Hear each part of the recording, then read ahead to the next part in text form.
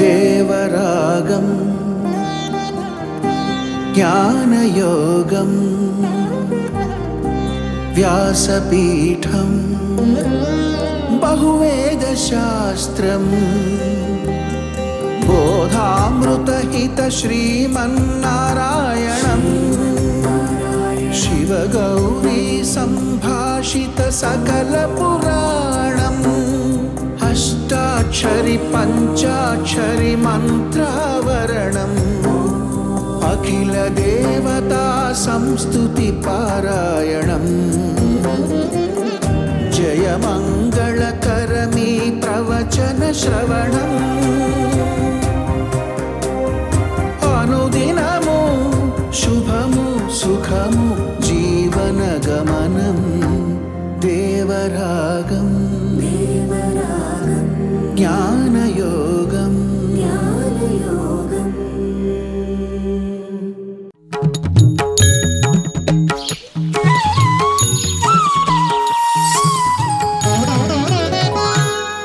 ఆపదామపహర్తారం దాతారం సర్వసంపదాం లోకాభిరామం శ్రీరామం భూయో భూయో నమామ్యహం.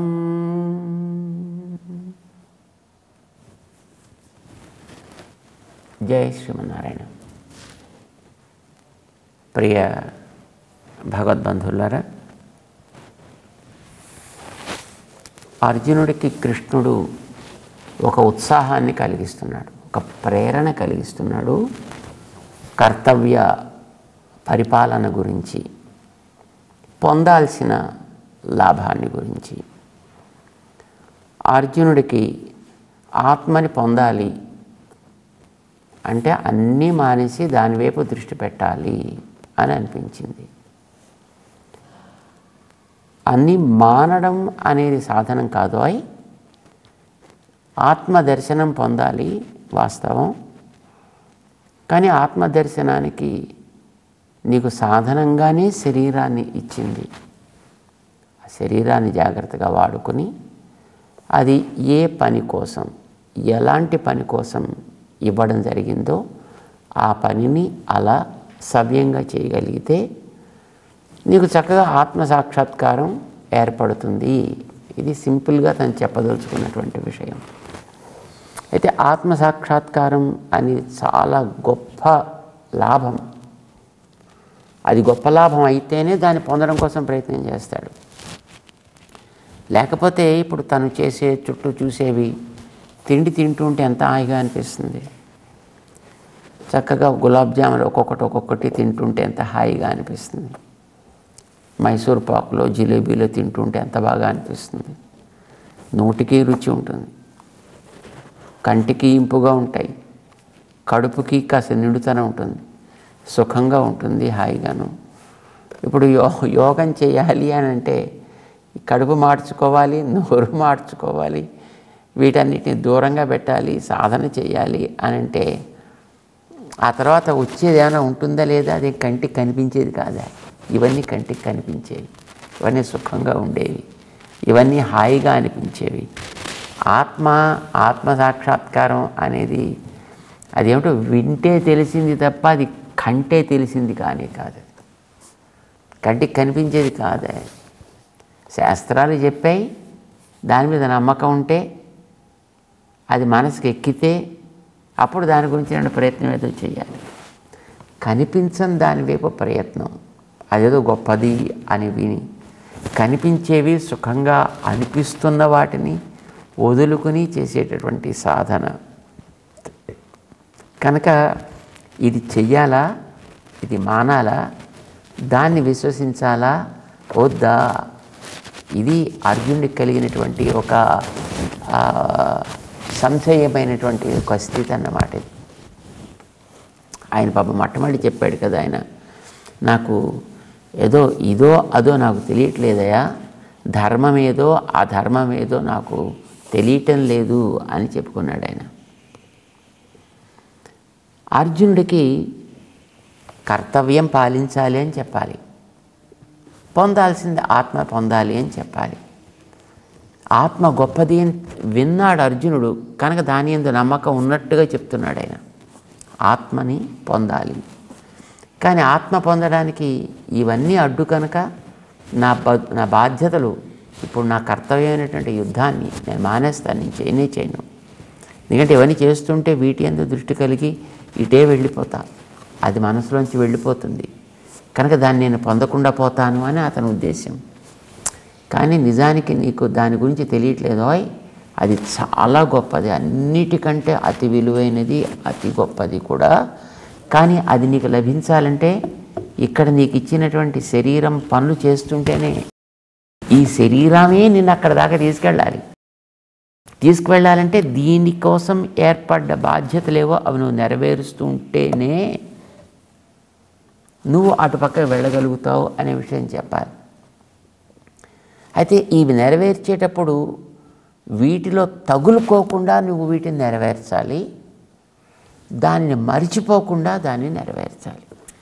వీటిలో తగులుకోకుండా దానిని మరిచిపోకుండా చేసేది ఆ మధ్యలో ఉండేటటువంటి మనస్సు. కనుక ఈ మనస్సుని ఇప్పుడు నువ్వు జాగ్రత్తగా తయారు చేసుకోవాలి. ఈ మనస్సుని నువ్వు మంచి సాధన చేసి సరైనటువంటి ఒక పరికరంగా నువ్వు తయారు చేసుకోవాలి. ఏం పరికరంగా తయారు చేసుకోవాలి అంటే అది విలువైనది, ఇవి విలువ అయినవి కావు, ఇవి శాశ్వతం కావు కనుక వీటిని పాటిస్తున్నా వీటిలో తగులుకోకుండా, అది మనకి కంటికి కనిపించకపోయినా ఇంద్రియాలకి గోచరించకపోయినా ఏ రకంగానూ కూడా దాన్ని అనుభవించడానికి మనకంటూ ఏ ఇంద్రియాలకి అందేది కాదు కదా, అది అతీంద్రియం. అది అయినప్పటికీ కూడా అది మనకి లభిస్తుంది అనే ఒక విశ్వాసంతో నువ్వు పనిచేయాలి. ఇది మనస్సుని తయారు చేసుకోవడం. మనస్సు అనే పరికరాన్ని మనం సమర్థవంతంగా తీర్చిదిద్దుకోవడం అనేటటువంటిది ఇది కొంచెం కఠినమైనటువంటి యత్నమే. ఎందుకంటే కనిపిస్తున్న వాటన్నిటినీ వదులుకుని ఎట్లా చేస్తాం? ఇవన్నీ పోతుంటే బాధ కలుగుతూ ఉంటుంది. ఇప్పుడు కొంతమందికి ఆకలి వేయకపోయినా పక్క వాళ్ళకి అందరికీ సర్వ్ చేస్తుంటే ఏదైనా ఒక పదార్థం పట్టుకొచ్చి అది తనకు కూడా రావాల్సినటువంటి పదార్థం తను తినకపోతే ఆ పదార్థం ఎక్కడ ఏడుస్తుందో అని నాకు కూడా ఒక 2 ఇయ్యను వేసేసుకుంటూ ఉంటాడు వాడు. అది వాడు ఇవ్వకుండా కనుక వాడు ముందర సాగిపోతే ఇప్పుడు తన వస్తువు ఏదో నిజంగా పోయిందన్నట్టుగా ఏడుస్తాడు. కొంతమంది లాటరీకి టికెట్లు కడతారండి, అదేదో ఒక ₹1 కోటి వచ్చేది అని అనుకుందాం. లాటరీ కట్టాడు వీడికి ఒక 5-6 నెంబర్ల ముందర ఎక్కడో వాడికి ఒకటి వచ్చింది, వీడికి రాకుండా పోయిందంటే నిజంగా తనకేదో ₹1 కోటి వచ్చినట్టు, ఆ ₹1 కోటి తనదైనట్టు, తన దగ్గరించి అది నిజంగా ఎవడో లాక్కున్నట్టు పోయినట్టు వీడు ఏడుస్తాడు. అది నిజానికి వీడికి వచ్చింది కాదు, పెట్టింది కాదు. అది వస్తుంది అని అనుకున్నది రాకుండా పోతే వాడికి దుఃఖం కలుగుతుంది. ఇది లోకంలో ఉండేటువంటి వస్తువులతో మనకు కలిగే అనుభవాలు ఇవన్నీ కూడా. ఇష్టమైన వస్తువు దూరమైందంటే ఏడుపు, కష్టమైంది ఏదో వచ్చి మీద పడిందంటే ఏడుపు. ఇప్పుడు ఇష్టము కష్టము అనేటటువంటి లౌకిక విషయాల వల్ల లేక నీకు ఉండేటటువంటి ఆత్మ ప్రాప్తి అప్రాప్తి వల్ల ఇది తెలియాలి. నీకు దాంట్లో ఉంటేనే నిజమైనటువంటి ఆనందం, అది దూరం అయితే నీకు నిజమైన దుఃఖం. యస్మిన్ స్థితః నా దుఃఖేన గురుణాపి విచాల్యతే అంటాడు 23వ శ్లోకంలో. దాంట్లో నువ్వు ఒకసారి ఉన్నావంటే ఇంకా ఏ ఇతరమైనటువంటివి కూడా నీకు సుఖం అని అనిపించదు, ఏవి ఇతరమైనది నీకు దూరమైనా అది నీకు దుఃఖం అని అనిపించదు, ఏ ఇతరమైన స్పర్శలు నీకు ఏర్పడ్డా అవి నీకు దుఃఖం అని అనిపించవు. భీష్ముడు అంపశయ్య మీద పడున్నాడండి, సుమారు 1.5 రోజులు. బాణాలు గుచ్చుకున్నాయి, దేహానికి రక్తాలు కారిపోతున్నాయి, దేహంలో ఉండేటటువంటి మొత్తం శక్తి అంతా క్షీణించిపోయింది. అయినా బాణాలు గుచ్చుకున్నాయంటే మంటలు మండుతూనే ఉంటాయి కదా, దుఃఖమే కదా అది. కానీ అతనికి అది దుఃఖం అని అనిపించలేదు. ఎందుకంటే యస్మిన్ స్థిత, ఆయన ఆత్మయందు నిలకడగా నిలిచి ఉండడం చేత ఆత్మని దాటి అతను కృష్ణుడి మీద నిలిచి ఉన్నాడు. ఆయన మనస్సులో నిలుపుకొని ఉన్నాడు కృష్ణుడిని. తర్వాత కృష్ణుడు పాండవుని తీసుకుని వచ్చినప్పుడు నేను మనస్సులో ఎవరినైతే తలుస్తున్నానో ఆ ఆకృతి నేను అక్కడికి వెళ్ళడం కాకుండా నన్ను వెతుక్కుంటూ వచ్చిందయ్యా, నా ఎదుట నిలబడ్డదయ్యా, ఏం అదృష్టవంతుడిని నేను అని పొంగిపోయాడు. దేహానికి కలిగినటువంటి దుఃఖాన్ని తలుచుకొని అతను ఏడవట్లే.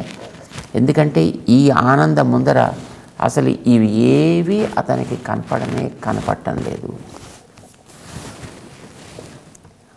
మాకు ఒక అనుభవం ఉందండి. ఒక సన్నివేశంలో ఆరాధన చేసుకునేటటువంటి పెరుమాళ్ ఎవరో కొంతమంది తీసుకెళ్ళిపోయారు 93వ సంవత్సరంలో, 1993లో. దానికోసం ఒక పోలీస్ అధికారి నేను దీన్ని పట్టుకురావాలి అని పాపం ఉద్యమించాడు. ఆయన దాని బాధ్యత కలిగిన వ్యక్తి. 3 రోజులు సమయం దానికి. ఈ 3 రోజుల్లో అతను వెతికినప్పుడు చాలా ఆయన కూడా చాలా బాధపడ్డాడు. ఎందుకంటే ఆ పెరుమాళ్ళు ఎక్కడికో వెళ్ళిపోయారు అని అనుకున్నప్పుడు అందరికీ దుఃఖంగా ఉంది. ఎవరు తిండి తింటలేదు, నీళ్లు తాగట్లేదు, నిద్రలు పోవట్లేదు, అందరూ శోకాల్లో మునిగున్నారు. పాపం అది చూసి ఆయనకు కూడా నిజంగా అలాంటి స్థితి ఏర్పడింది. కనుక నా శోకం పోవాలి, అది పోవాలంటే పెరుమాడు దొరకాలి, దొరికితేనే వీళ్ళ శోకాలు పోతాయి, లేకపోతే నాకు శోకం పోదు అని అనుకున్నాడండి. వెతకడం ప్రారంభించాడు. ఆ వెతికితే అవన్నీ ఒకచోట ముళ్ళ పొదల్లో కనిపించాయి. ఆ ముళ్ళ పొదల్లో ఆ మూర్తి కనిపించినప్పుడు తీసుకుని అమాంతం ఒక్కసారిలా హృదయానికి హత్తుకుని ఆయనతో పాటు ఒక 6గురు ఉన్నారట. వాళ్ళందరూ ఇంకా ఆనందంతో ఆ ముళ్ళ పొదల్లో పొరలాడారటండి.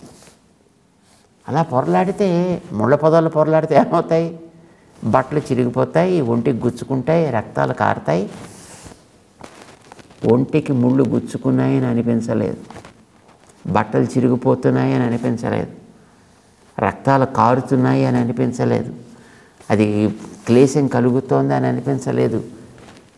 దేవుడు దొరికాడనే ఆనందం మిగతా ఆ కష్టాలన్నింటినీ కూడా తృణప్రాయం చేసేసింది. ఆ మూర్తిని అట్లానే పట్టుకుని ఆ దొరికిన చోటు నుంచి తన పోలీస్ స్టేషన్ ఉంది, తన ఆపరేటింగ్ స్టేషన్, ఇంకక్కడ దాకా ఆ రోడ్డు మీద పరుగు పరుగు పరుగు. ఎవరో చూస్తున్నారు, నవ్వుతున్నారు, ఎవరో చూస్తున్నారు, ఆనందపడుతున్నారు.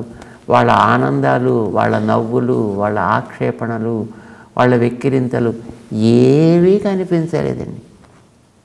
యస్మిన్ స్థిత న దుఃఖేన గురుణాపి విచాల్యతే అనడానికి అది ఓ ప్రత్యక్ష నిదర్శనంలాగా అనిపించింది అన్నమాట. అంటే అతనికి లక్ష్యమైనటువంటి భగవంతుడు దొరికాడు అని అనుకున్న ఆనందం ముందర ఇంకా మిగతావన్నీ ఏవి శరీరానికి ఏమైనా లెక్కలేదు, మనస్సుకి ఏమైనా లెక్కలేదు, ఎవరు తిట్టుకున్నా ఎవరు పొగుడుకున్నా ఏమీ తనకి కనిపించలేదు ఆ అధికారికి అప్పట్లో అన్నమాట. ఆత్మని గురించినటువంటి దృష్టి కలిగిన వాడికి అలా ఉంటుంది. కర్తవ్యాన్ని మానలా, కర్తవ్యాన్ని పరిపాలన చేస్తూ ఆనందాన్ని పొందినటువంటి స్థితి అది. అర్జున నీకేనా అంతేనయా, నువ్వు ఇప్పుడు యుద్ధం చేయాలి. ఒకవేళ నా దుఃఖేన గురునా, ఏదో నీకు గొప్ప కష్టం కలిగించేది యుద్ధం చేస్తుంటే వాళ్ళు బాణాలు వేస్తారు, నువ్వు బాణాలు వేస్తావు, బాణాలు తగులుతాయి, బాణాల వల్ల కష్టాలు వస్తాయి. అది పెద్ద కష్టం కదా. అప్పుడప్పుడు ఒక్కొక్కసారి చెయ్యి విరిగిపోవచ్చు, కాలు విరిగిపోవచ్చు, రథం విరిగిపోవచ్చు, ధనస్సు విరిగిపోవచ్చు, గుర్రాలు పోవచ్చు, సారథి పోవచ్చు, ఏమైనా కావచ్చు. కానీ నిజానికి అది ఆ దుఃఖం ఎక్కువ కాదంటారు మన రామానుజాచార్య స్వామి. అది పెద్ద దుఃఖం కాదయా. లేక లేక కలిగిన పిల్లాడు, అతి గుణవంతుడైనటువంటి పిల్లవాడు దూరం అయ్యాడు అనుకోండి, ఆ తండ్రికి కలిగే దుఃఖం ఎట్లా ఉంటుంది? అది భరించడానికి శక్యం కానిటువంటి దుఃఖం కదా. రామచంద్రుడు లాంటి ఉత్తముడు బుద్ధిమంతుడైనటువంటి పిల్లవాడు తనను వదిలిపెట్టి దూరం అయ్యాడు అని అనుకున్నప్పుడు దశరథుడికి కలిగిన దుఃఖం ప్రాణం పోయేంతవరకు అయిపోయింది కదా. అది గురుణా దుఃఖేన న విచాల్యతే. అలాంటి దుఃఖం వస్తుందని అనుకున్నప్పటికీ కూడా ఈ ఆత్మని గురించి తెలిసిన వాడు దానిని ఒకసారి విశ్వసించినటువంటి వాడికి ఇతరమైనటువంటివి ఆ దుఃఖాలు కూడా వాడికి దుఃఖాలు అని అనిపించవు. అలాంటి స్థితి కలగాలి. ఆ స్థితి నీకు రావాలి. ఇది నీకు లభిస్తుంది నీ కర్తవ్యాన్ని పరిపాలన చేయడం చేత. తం విద్యాత్ దుఃఖ సంయోగ వియోగం యోగ సంహితం. నువ్వు సాధించాల్సిన నీ మనస్సుని చేర్చాల్సిన చోటు అది. ఆ యోగం నీకు ఏర్పడాలి. అది దుఃఖ సంయోగ వియోగం. దుఃఖం అనేటటువంటిది అక్కడ ఎప్పుడు రానే రాదు. ఎలాంటి వాడివి కావాలి? అనిర్విణ్ణ చేతస. ఇది చాలా ఇంపార్టెంట్. నిర్వేదము అంటే ఒక నిరాశ, ఒక నిస్పృహ, అది లేని మనస్సు కావాలి. ఎందుకని అంటే మనం చేసేది ఇప్పుడు ఒక సాధన. ఈ సాధనకి పూర్వం ఈ ప్రాకృతిక వస్తువులతోటి కొన్ని యుగాలుగా అనుభవం ఉంది ఈ మనస్సుకి. ఇప్పుడు ఈ జన్మలో అదృష్టం కొద్దీ మనకి ఒక శాస్త్రం మీద విశ్వాసం కలిగింది, ఒక సదాచార్య కృప కలిగింది, దాని వైపు దృష్టి పెట్టేటువంటి అవకాశం కలిగింది. ఇది ఈ వేళకి లభించినప్పుడు ఈ మనస్సుకి అలవాటైన వాటి నుంచి వెనక్కి తీసుకురావడం అంటే ఓ పట్టాన అసాధ్యమయ్యే పని కాదు. ఎందుకంటే దానికి అలవాటు అది దాంతో. కనుక అది ఎప్పుడు అటువైపు వెళ్ళిపోతూ ఉంటుంది.